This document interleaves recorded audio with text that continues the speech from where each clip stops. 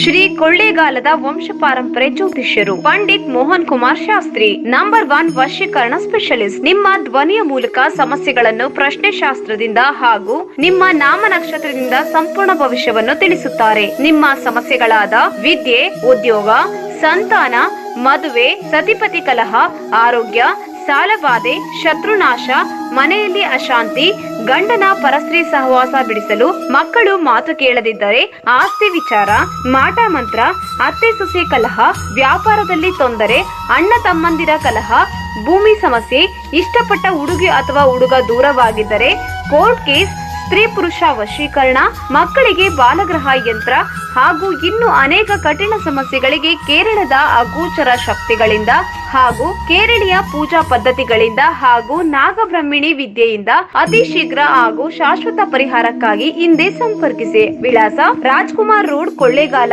Phone number 9036216637.